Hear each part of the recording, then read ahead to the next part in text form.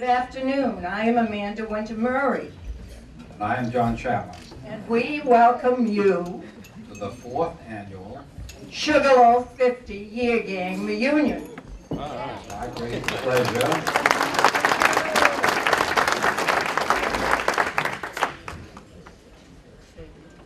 It's our great pleasure To introduce to you the inimitable, downhill, daredevil, with a gift of gab like no other, John, a wonderful master of ceremonies.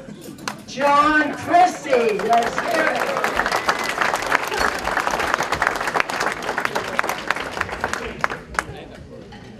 It's as bold as you.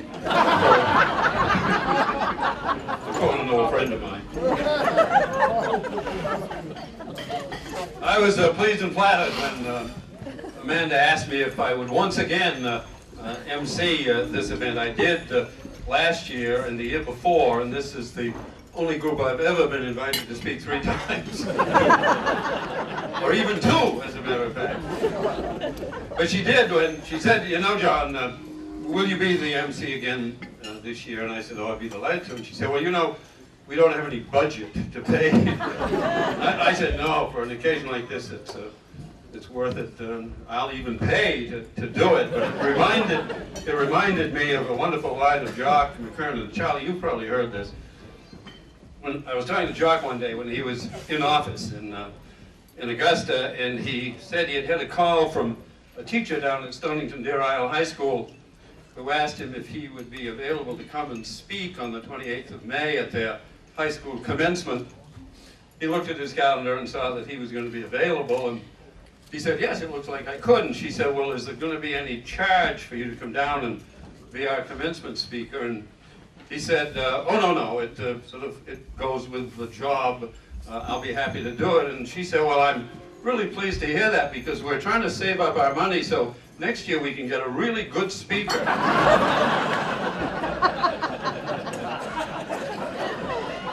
Well, with 129 of you here, let's give ourselves a hand. A full 25% more than last year, and I suspect unless Don Fowler and some of the other older people pass away, we'll have even more this next year. It's especially fun for me to be with so many friends and see some that I haven't seen for a long time, and it's doubly fun for me to be with a room full of Mainers, and I say that, well, mostly Mainers, and I say that because I was flattered to be the keynote speaker at the 50th anniversary meeting of the Eastern Ski Riders, which was formed in 1963, about coinciding with the time I got involved in this so-called ski business. And I was invited to keynote the anniversary meeting that they held at Waterville Valley recently. I began my remarks to this assembled group of outsiders, mostly older ski riders, many of whom I suspect only belong to it and pay the $100, not because they write much, but because they like to get free lift tickets wherever they can. Anyway, there was this group of all these folks from away, as we say, and I said, I want to begin by dispelling the myth that those of us from Maine are kind of dour, taciturn, closed-mouthed, humorless people. I said, I can see how you folks from away might get that impression, but the fact of the matter is, when we meet somebody from away, we're just not that interested.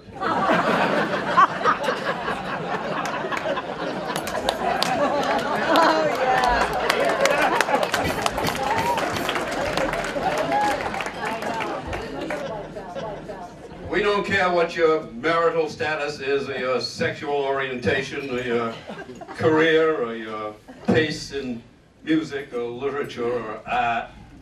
When we meet somebody from away, we really only want to know 2 things about you. 1, do you have jumper cables?